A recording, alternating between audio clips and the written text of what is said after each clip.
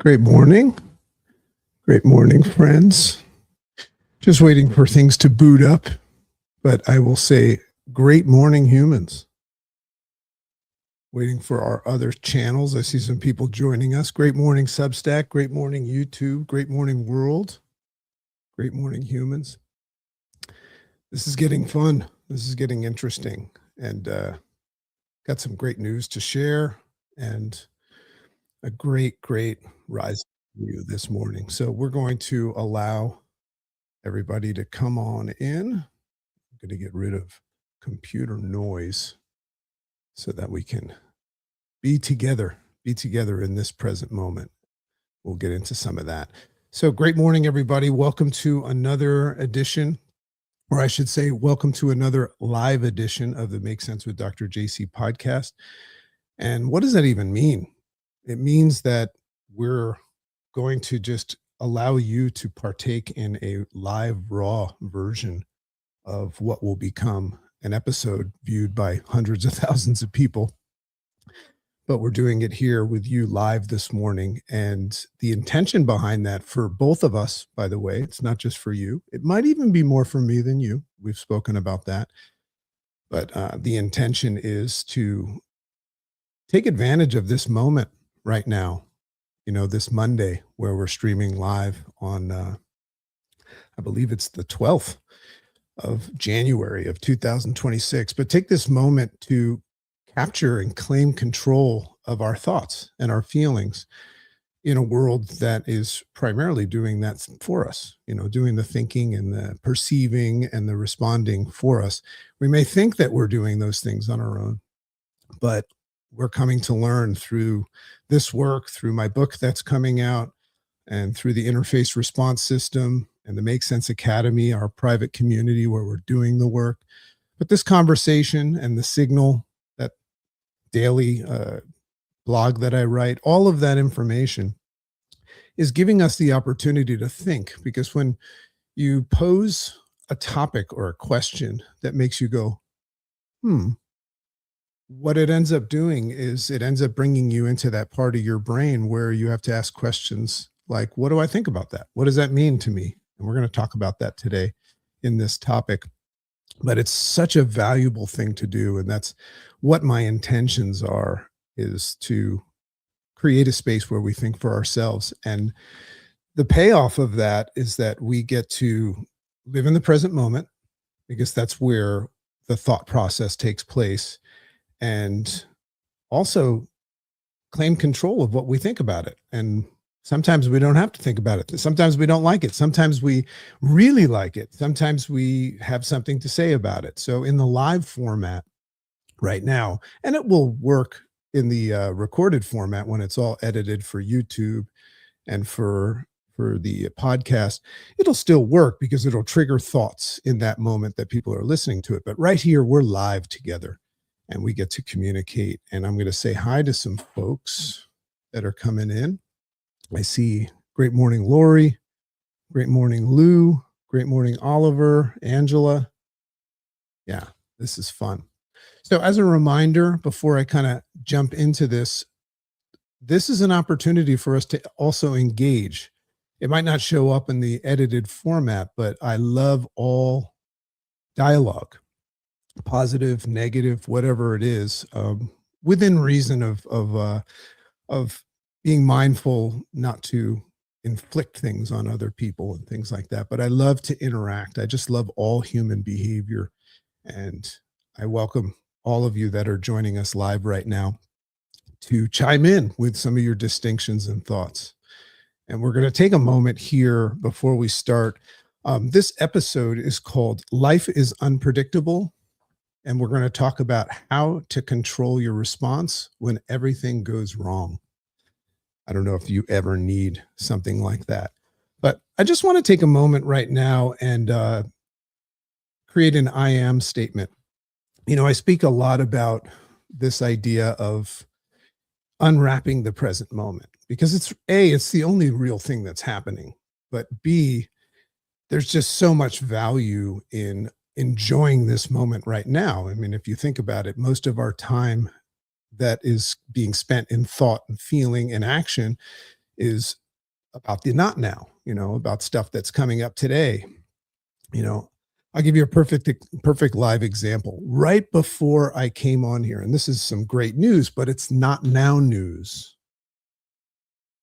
Part of it is now the great news because I just heard it and I'm absorbing it and thinking about what I feel about it. But it's news of an event that I was just granted.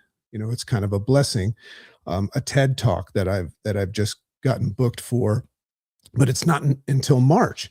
So my brain right now is experiencing what it feels like to receive that and see what I think about that. But naturally, my brain is thinking about, well, how's it going to go? Are they going to like it? And is my talk ready? And all of that stuff, right? So I'm talking about now. So we're going to create an I am kind of a statement. So what I'll ask you, dopamine hit. Yeah, sure is a dopamine hit.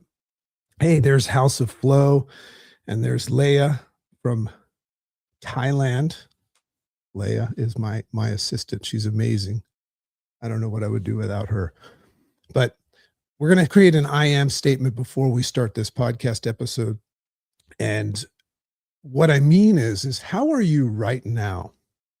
Right? Try to detach from attaching that statement to what's projected, for the rest of the day, what happened yesterday, just right now. Take an assessment of how you feel. It doesn't have to be good. It's not about that. But how are you doing right now in the beautiful, generous present moment? So you guys can chime in there. I see some people chiming in on Substack. And I'll share, just to be clear, what mine is. So I'm elated because of this news, something that indicates that, I have some sort of value, right? They just said, we would like you to speak. So I'm rejoicing in that right now. And I don't want to lose that rejoice right now. But at the same time, if I take a physical assessment and a mental assessment of me, knowing that news just, came in and it's making me feel different than I felt right before that news, right? That's what's interesting about how we think and feel, is how fast it can change, right? So at the same time, I feel myself very, very tired and foggy. Isn't that interesting? So before that news, I was more tired and foggy. But right now, I'm still tired and foggy.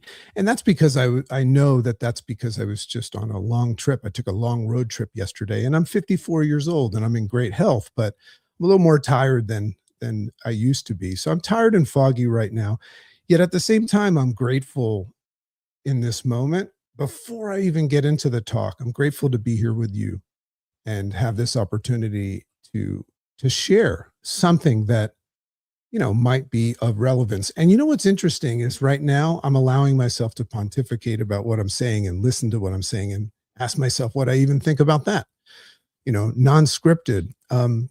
That gratitude to be here with you also reminds me that it might not even be what I have to say that's in the not now, on this topic, this episode. It might be something that I already said. And I'm grateful for what you guys have learned. I call the dot, right? Steve Jobs talked about this idea that we can only connect the dots in the past. We can't connect the dots in the future. So what that makes this present moment right now is a dot. And if we unwrap the present moment and we take this dot seriously, well, that's the impact that we'll have on future dots. So we can't connect the dots in the future, but we can focus on this dot right now. Recognize that it's connected to past dots, but the opportunity and the potential that we have is here in the dot. So I'm happy and honored to be here in this dot with you right now. And I'm allowing myself to be there, before I even start this topic today. So I see Lori said anticipation of the day ahead. So there's an example of referring to the day ahead, but what about the day at hand? Right now? How are you anticipating the day? You can't anticipate the day at hand, right? All we can do is be in it. So what is your I am statement? And I see some folks coming in on the YouTube channel. Remember, we're streaming live right now before edits and all of that to Substack and also to YouTube, and both found it. Makes sense, Dr. JC Dornick. So, Assemblywoman Deborah is here. Wow, we have an Assemblywoman here. Phoenix Down Academy is in the house. So, very, very exciting. I'm going to take a sip of my House of Dragon coffee right here, thanks to someone that sent it to me. I have so many things that are associated with dragons. A couple of other little housekeepings is that we're also, obviously this will be edited for YouTube and the podcast. That's not now stuff.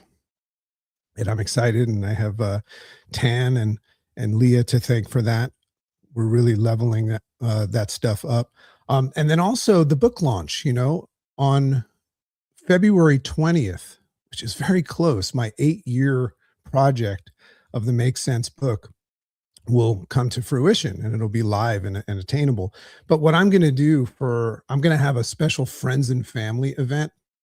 And if you're a subscriber of the Make Sense Substack or YouTube or in any of those channels that I take seriously, that I interact with on a regular basis, you'll get an invite to that. It's going to be limited to 100 people, but on February 11th, if you're interested in saving the date, we're going to have a very special first unveiling of what the book looks like, the cover, and I'm going to do a little bit of reading, and I'm going to explain the basics of what that book is about. So that's going to be a really special event. There's going to be some very special guests there, people that you will probably want to hear, and very, very excited about that. So save the date. It's at 7 p.m. Eastern. It's not something that's going to be recorded and sent out. It's just a live event. It's going to be done by Zoom. You'll get an invite through Substack, but it's at 7 p.m. Eastern, and that is on February 11th. And that will be the first time anybody's ever seen the book and really understood what it's about. I'll even do a reading from it. And you'll also have access to get the book at, I think, like a 50% discount that night, and be the first people in that hour to get the book. So February 11th, House of Flow. Yeah, there you go. Wow. That's really nice of you, House of Flow, to put that up there just in case somebody didn't hear it. I sure hope you'll be there. So what do you say? Let's get into it. Let's have some fun. So this is Life is Unpredictable. Okay. And it's about how to control your responses when everything goes wrong. So in that moment, what does it even mean to say that everything has gone wrong? We know that that's a perception as well. So there's a little bit of a hint of where we're going to go, is sometimes even the idea that everything is going wrong, and we're trying to navigate that and create, a proper and healthy and supportive, dream supportive, goal supportive, things that matter most supportive way. Maybe the first mistake is that we created a perception that everything's going wrong. So then I wrote this. It says, happenings happen. And I'll define what a happening is. But happenings happen, but they don't have to break us, especially if we change the way that we look at them. Isn't that interesting? All right, so let's have some fun. So this is going to be a conversation, by the way, about various topics, and they're really, really hot topics. And I don't know if any of these resonate with you, but we're going to talk about emotional resilience. We're going to talk about mental clarity and obtaining mental clarity. We're going to talk about stress management. I don't know if anybody here there's any value in learning some stress management tools, or even nervous system regulation. What does that mean to you, to regulate your nervous system? We're going to talk about nervous system regulation as well as self-regulation, which is kind of the same thing. And we're going to talk about this idea of reaching and obtaining inner peace. Now, when I say inner peace, I don't define what inner peace is. You do. But those are the things that we're going to talk about. And all of these things are going to be accomplished. That's the goal.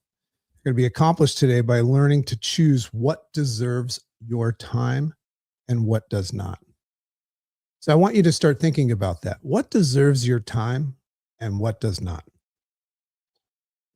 And you could even reframe that and say, what and who deserve your time and what and who do not? So let's have some fun. So we've all heard of this phrase before. I love this phrase.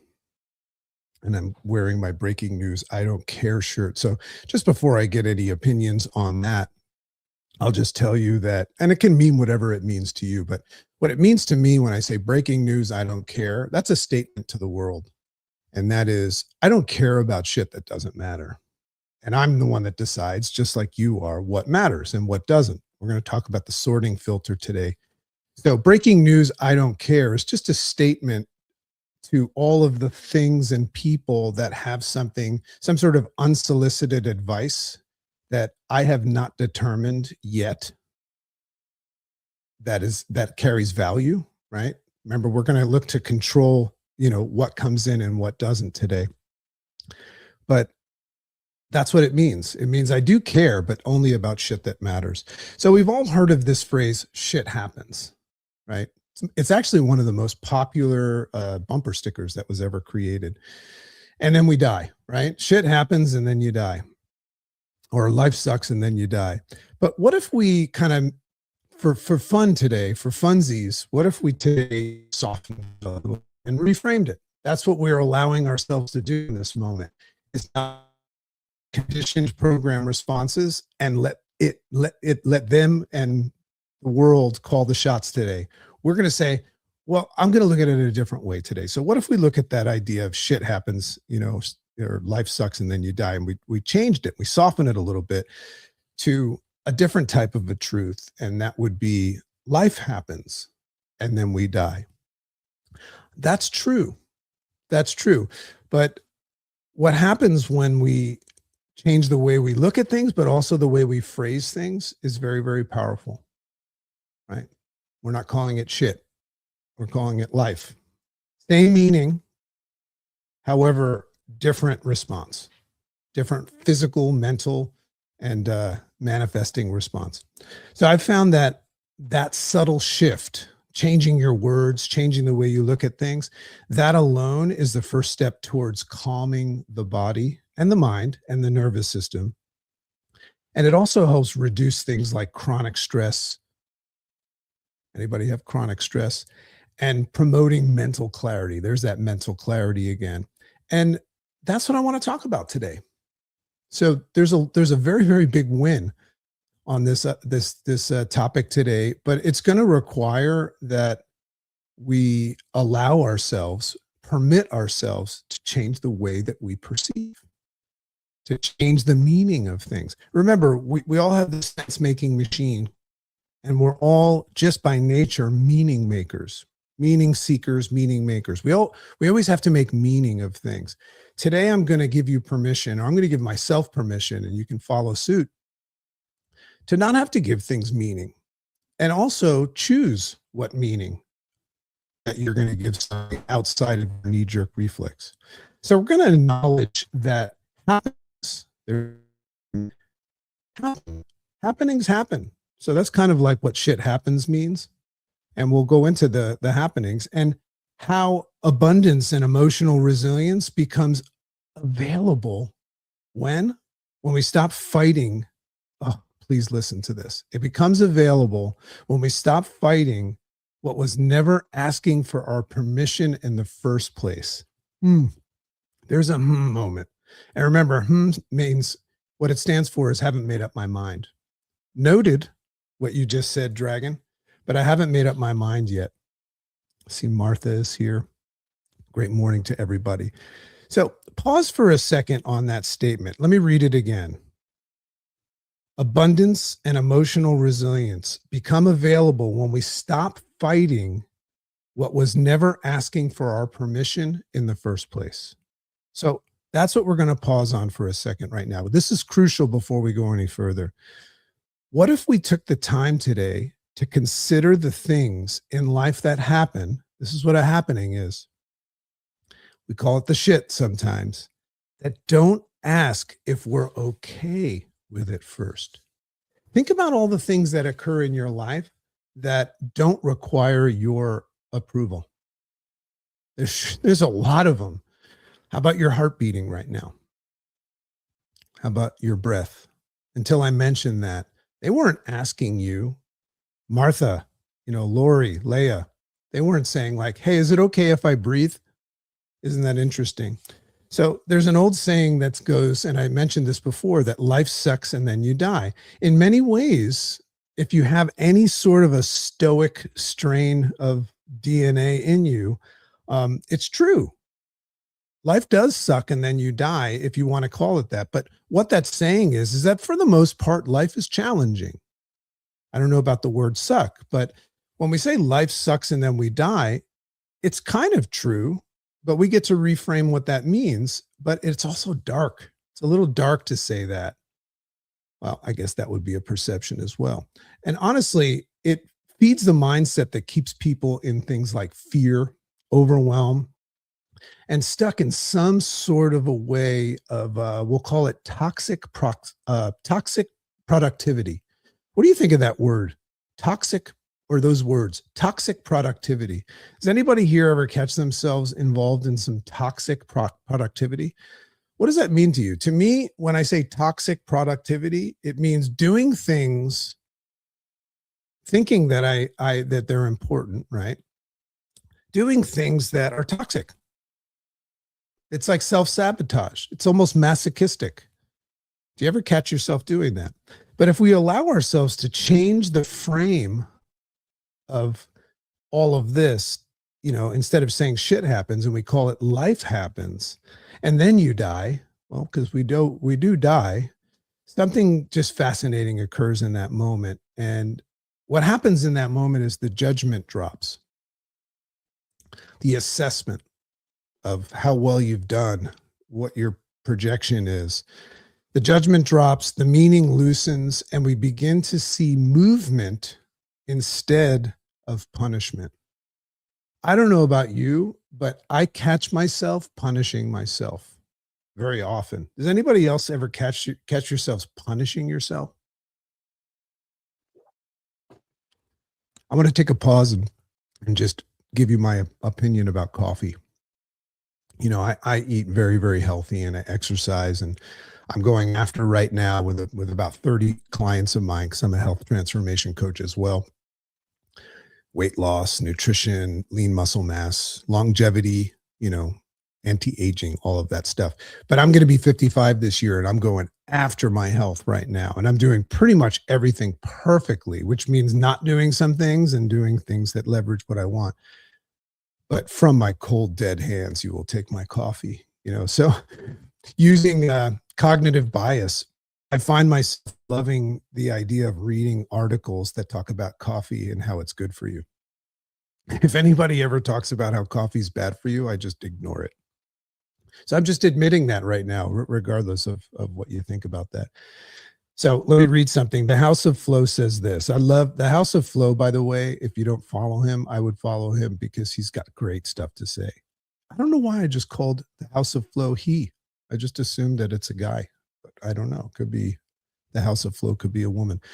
He says, toxic productivity, doing shit we prioritize because of a hidden trigger that we subconsciously labeled as needful. Ooh, that's good. That's going to be on the podcast. Let me read that again. Toxic productivity, doing shit. That's what toxic productivity means to the House of Flow. It means doing shit we prioritize because of hidden triggers. That's the conditioning, the program that is not ours. We've acquired it from mother, father, teacher, preacher, and from society and from our life experience thus far. Our dots that have connected us to this dot triggers something that we subconsciously labeled, there's the meaning, as needful, right? So if you are involved in this toxic productivity and you don't know it, it's because, just like House of Flow said, it's been labeled by you as needful, as important, as part of it, as you. Do you know that sometimes we are in this state where we're going to say, I'm going to just be authentically myself. And even in that moment, the authentic version of ourselves is toxic.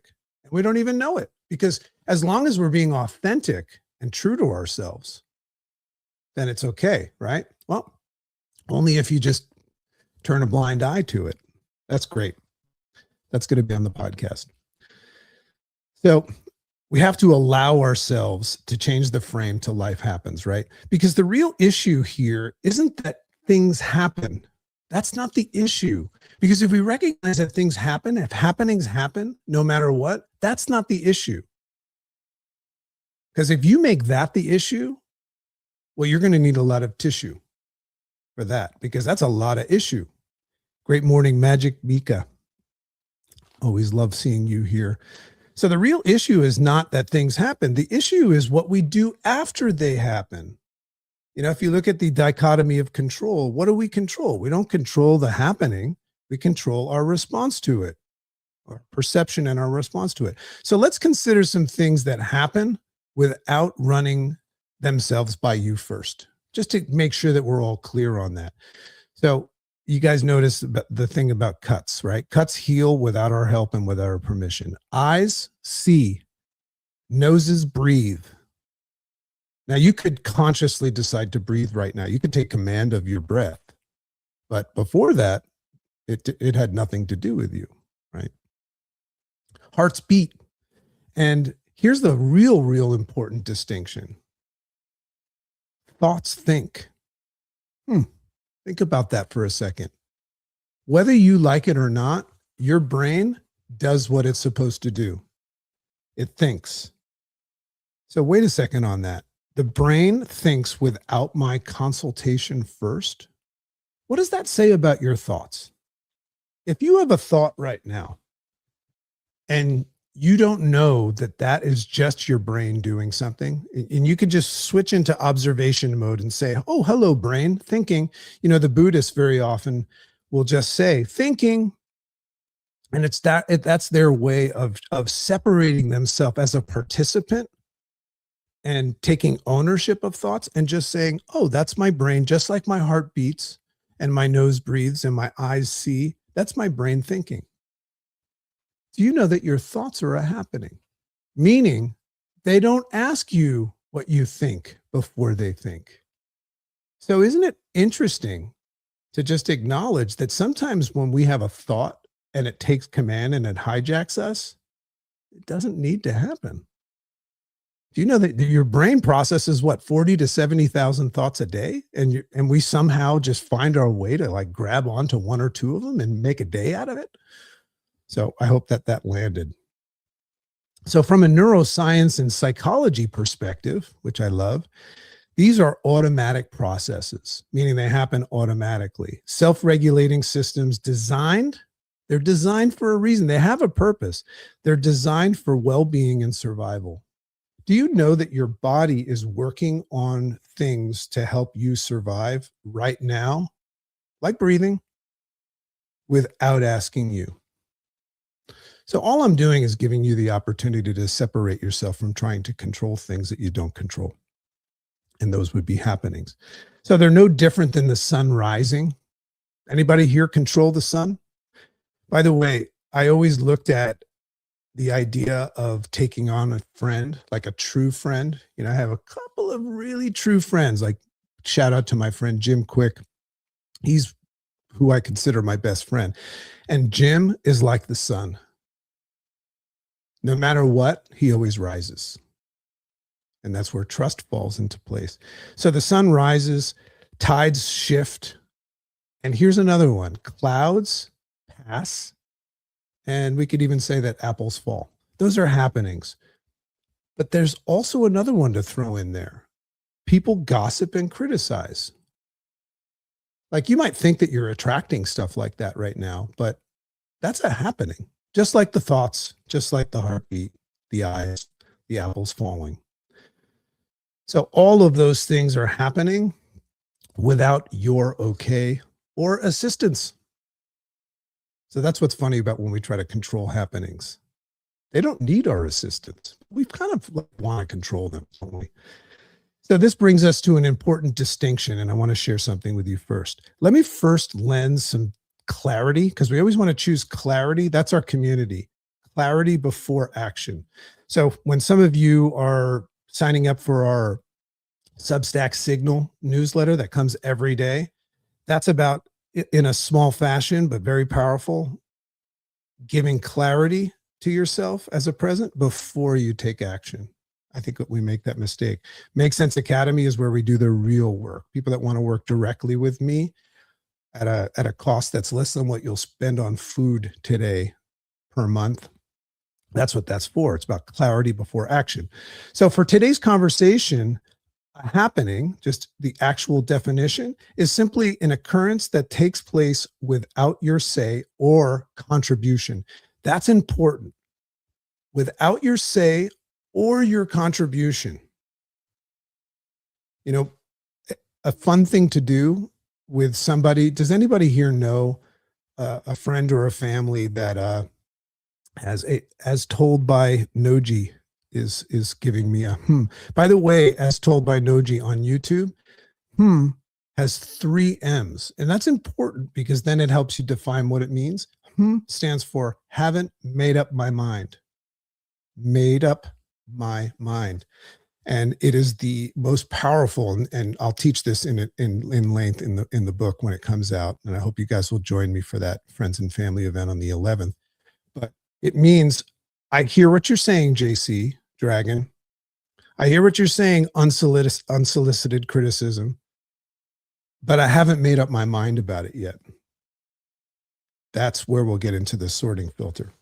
So we're defining happening, and it's an occurrence that takes place without your say or contribution. Weather changes, time passes, your heart beats, someone has an opinion, a delay shows up.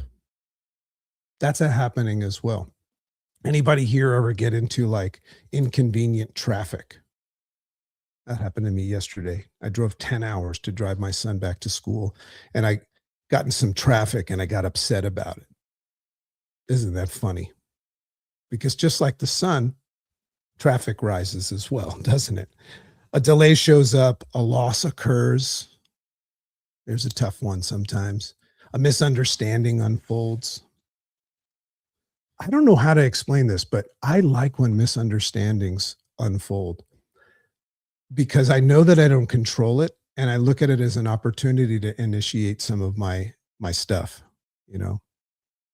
He likes that three M's. You know what's great?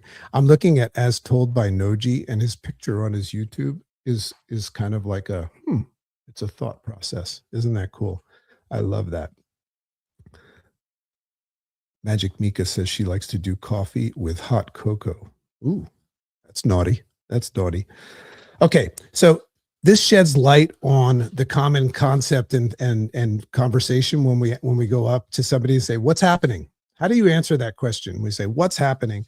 And although this question is typically asking the person what's going on in their life, just take a moment there to ask yourself how you would answer that question, "What's happening?"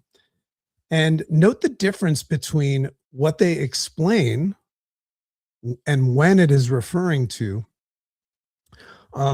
as something that is either within their control or what's happening without their say so, right?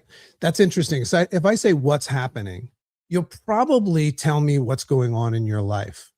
And very often say, oh man, things are tough, things are good, but I'm excited about this. Very, very rarely when I say what's happening, do you define the present moment. So the next time somebody asks you what's happening, you don't have to do this, but you're allowed to now that you know about it, right? You can't unsee something once you see it. You're allowed to just tell them how you feel right now, which is how we started this conversation. What's happening, JC? Well, at the moment, I'm feeling a sense of gratitude, and the fog and my fatigue have lifted because I'm here in the pocket with my friends, and I'm talking about something that I'm very passionate about, and I'm grateful. But if I didn't think like that and somebody says, what's happening? I might just give them the whole deal, right? And typically, I don't know, for whatever reason, we like to default to the victim status and explain it that way. So what's interesting about happenings in general is that they're all neutral. This is really, really cool. When a happening happens, the things that we don't control, that don't ask us for permission or ask for our contribution, they're neutral until we enter them and participate with them. There's your choice. The whole concept of cognitive distancing which is, is to also distance yourself from the stimulus. Viktor Frankl's work in A Man's Search for Meaning, one of the greatest books ever, he just talks about the fact that the whole game is won in between the stimulus and your response. And if you don't space yourself and give yourself time, which is what the interface response system teaches people masterfully, your response will be your knee-jerk reflex. Okay? So what we're saying here is that a happening that we have no say over is neutral, meaning it doesn't have a meaning yet until you give it a meaning. So do you see the value in saying, noted, don't know what I think about it yet. Don't know if I'm going to even give you what I think about it yet. Now, this might seem like arduous, but you get good at it. The people in the Make Sense Academy do this on the fly. So this is where emotional mismanagement or management becomes a problem. So I think one of the top most, I got this from a mentor of mine. What's the true cause of disease in our world? I call it emotional mismanagement. Peel back all problems to their core, and I believe that it is emotional mismanagement. So what we're talking about here is reclaiming control as the dominant force and the shot caller to your emotional management. But it's going to require that you change the way you look at things. That's the work.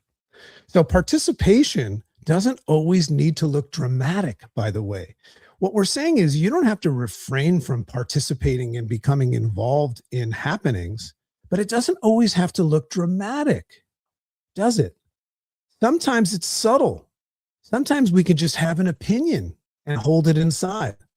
I see that happening at family gatherings all the time when somebody talks about politics or religion or, oh God, so much fun to watch that.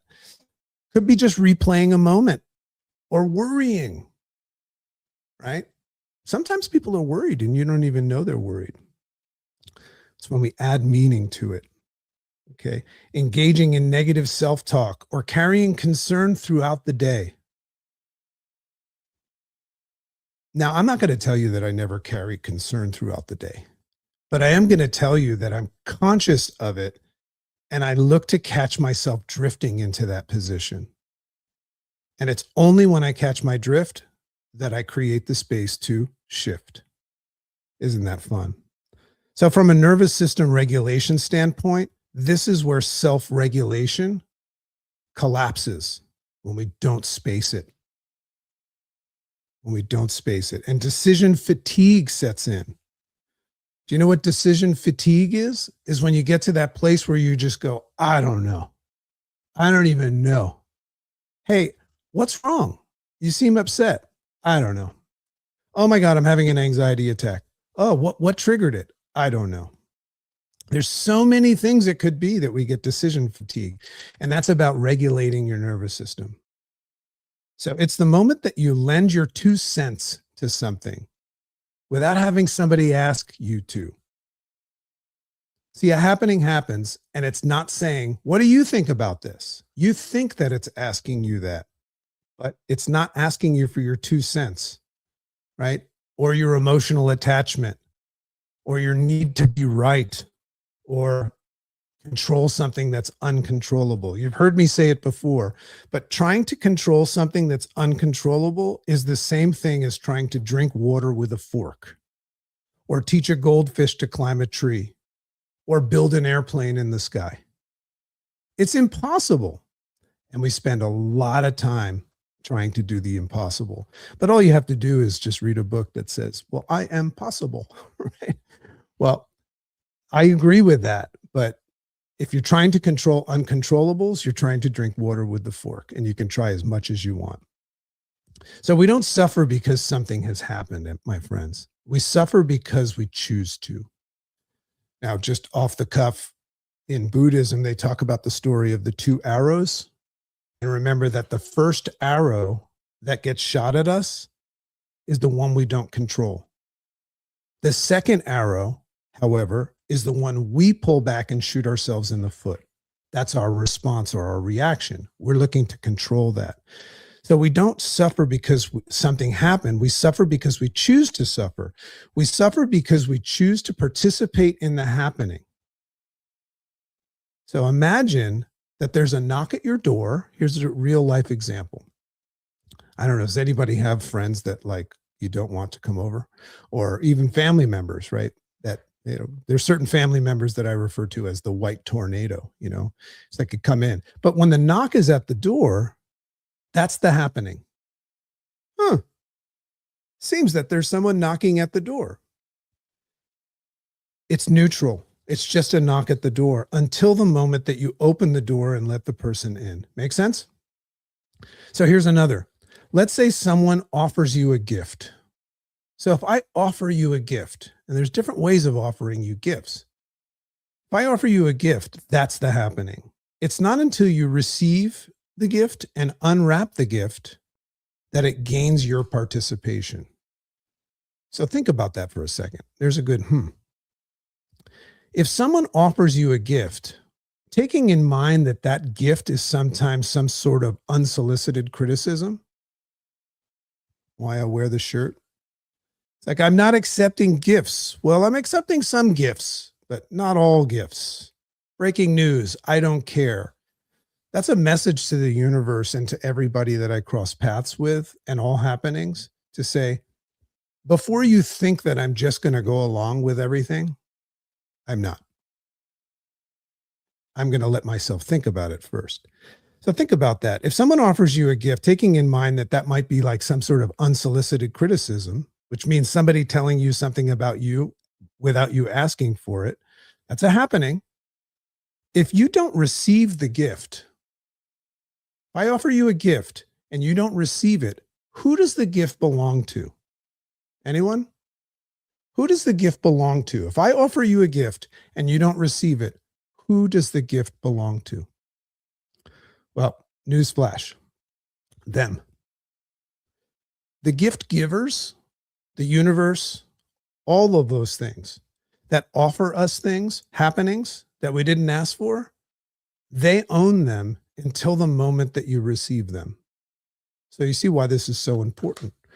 Can you see how our programmed, conditioned mindset that's being programmed primarily by outside forces, mother, father, teacher, preacher, all our life, the society that we're living in, evolution, right? Natural selection, all of that stuff has taught us to accept all gifts and feel like we need to give it meaning and get involved in it. We don't. We don't. So when you say, that's also this opportunity for you to remember you don't need to have an opinion about stuff. I don't think it's possible for you to like not have a thought and a feeling and an opinion, but you can catch yourself doing that. And remember, your thoughts, opinions, and feelings are happenings as well. You can catch yourself doing that and just on those too. You can just everything. Alexi says, is precision loses indecision fatigue? I don't know what that means. If you could reword that. Nice dream catcher. Yeah, I love dream catchers. I have a group called the Dream Catchers. And here's an important nuance that builds emotional intelligence in the inner and inner peace. Here's an important nuance that builds emotional intelligence and inner peace. There's a big difference between evaluating a happening and absorbing it, isn't there? Evaluating is the active process of neutral awareness. If I'm just observing something or someone and its neutralness, that's called neutral awareness. I'm aware of its neutralness, meaning I don't have to know what it is. I don't have to give it meaning. I don't have to say, I'm going to take that on today. I might feel and think that I do, but I know those are happenings as well. Absorbing it is when we take emotional ownership of it. And that's what we're looking to stop. So here's an important distinction. Sometimes things aren't happening for you. They're just happening. Now, I've learned that's a huge shift. If I think that things are happening to me, I've learned to say, well, maybe they're happening for me. Everything happens for a reason. So listen to this statement. Take it to the next level. Sometimes things aren't happening for you or to you. They're just happening. Isn't that fun to recognize that a happening is happening whether you notice it or not? It's when you notice it and you give it meaning and you absorb it emotionally that you get involved. Maybe it's just a happening. Do you know that there's something happening outside of your home or your car or your workplace right now? Outside of your train of thought, you have this amazing sense making machine and perception gathering machine, but it's not picking up everything. There's a whole bunch of things happening right now without you knowing it. So why do we not have to have opinions about those, only the ones that we perceive? Interesting game to play, right? Sometimes things aren't happening they're for you or to you, they're just happening. And this alone provides a powerful shift for us today. So think about this. Clouds up in the sky, what do clouds do? They pass on by.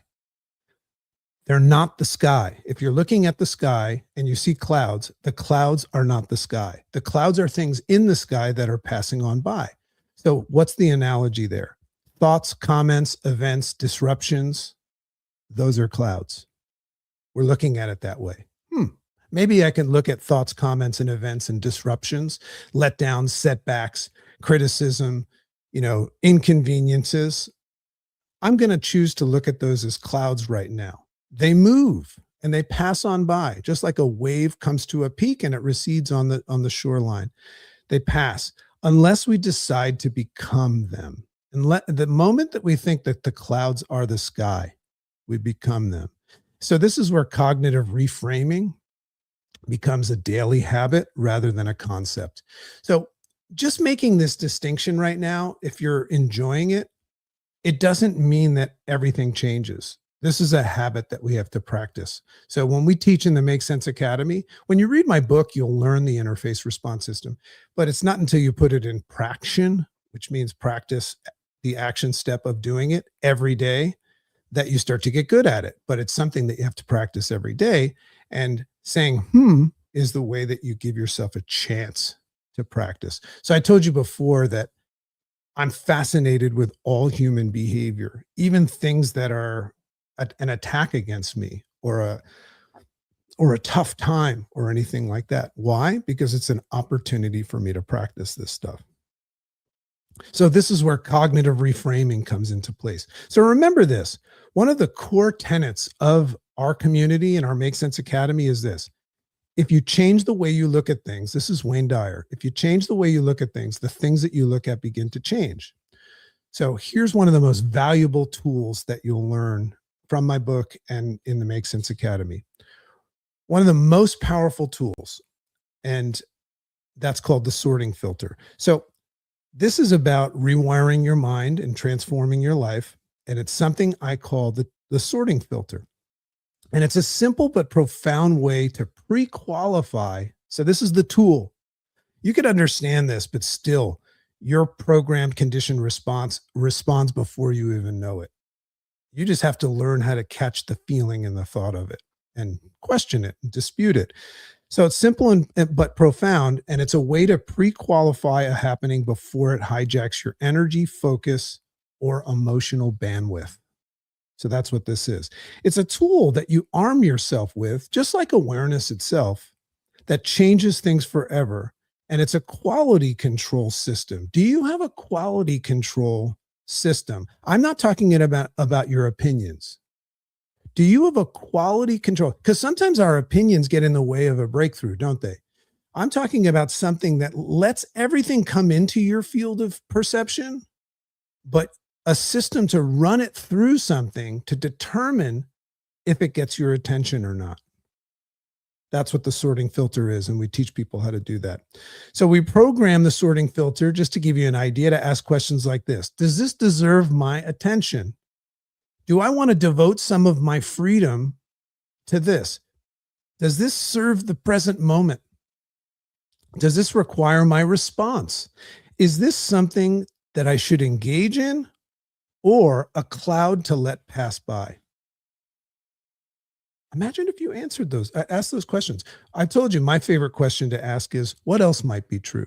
And that's how I look at the cloud of my thoughts. So, from a peak performance and well being perspective, most exhaustion that we experience doesn't come from life itself, it comes from poor filtering. That's why we teach the sorting filter exercise. We feel compelled to participate in everything. Mentioned that before. Why? Why do we have to have an opinion about everything? I mean, I'm not here to judge, but there's certain people in my family that are glued to the TV set, watching a very, very specific tailored version of the news as if they need to participate in it. And they hate me because I don't watch TV. I don't watch that stuff. I watch movies and stuff from an observer standpoint, but I don't have an opinion on things, and it drives people nuts. And what they don't understand at the dinner table is that they really are angry, not because I don't have an opinion, but because mine's different than theirs. Because if I did have an opinion and it was adverse to them, they would be even angrier. Do you need to participate? It's a good question. But you know what, Alexi? At the end of the day, you're either going to make that decision. Do I need to participate? And you're going to make it based on what society has taught you or what you think. Make sense? So my book isn't about controlling life, by the way. It's not about controlling life itself. It's about reclaiming the only thing that we control, and that is our perception and our response to life. So in closing, I want to let you know that my book and the work that I'm doing, and I hope that you can be there for the 11th, my Substack family. Like I said, there's only going to be 100 people, and I'm inviting I've got a lot of people that are friends and family. So it's going to be a roadmap for people who feel easily distracted. So pay attention if this is you, easily distracted, easily overwhelmed, maybe stuck in some sort of a pattern of chronic stress or trapped in some sort of a burnout cycle. Man, I've been in that so many times. This is why I created the book. For people who want practical tools, maybe actionable steps and strategies and intentional daily living, I teach a whole daily routine in the book as well. The whole idea is to arm and equip people with control and clarity before the world gets noisy. Because the world's noisy because it's full of happenings. The world is a happening, and it's not asking you for permission. So at its core, this stuff teaches you how to slow the moment down just enough to choose wisely. I don't know if that's attractive to certain people, but I like the idea of choosing wisely. And to live with awareness instead of reaction, and choose clarity, like I said, before action. And why? Because happenings are going to continue to happen. They're happening right now, whether you're aware of them or not. As soon as you take yourself away from this conversation and devote your focus and attention elsewhere, you're going to start noticing happenings. What are you going to do with that? Because that's where freedom lives. Make sense? So I love and appreciate you all. As a reminder, we've set a goal with Substack to provide the best $8 a month subscription. And that means that you get a daily signal every single day. We had to change the name from Daily Signal to Signal because it's growing. And I got approached by some sort of an attorney saying that I had to cease and desist calling it Daily Signal because some big company was threatened by it, which I was flattered by that. So anyway, we call it the Signal right now, but it does come to you daily. So that's the value. So we hope that you'll support the show. We'll hope that you'll watch the Make Sense with Dr. JC podcast, go to our YouTube channel. All of those things are always being advertised. And if you're looking and you're ready, if you realize what I realize about you is that you're highly capable, but just scattered, maybe underperforming, consider checking out the Make Sense Academy. I mean, it's literally, I think, $37 a month for the standard, membership, which gets live masterminds, and you learn everything and practice the interface response system, as well as the inner circle version of it, which is $99 a month or $97 a month. And that's where we spend a lot of time together. And those people are just expanding extraordinarily. But we offer a 7-day free trial. So go check it out and get the hell out if you don't like it. Love and appreciate you all. Thanks for being here. I'm open and curious to learn everything that you guys have to say. And we'll see you next time. Have an amazing day.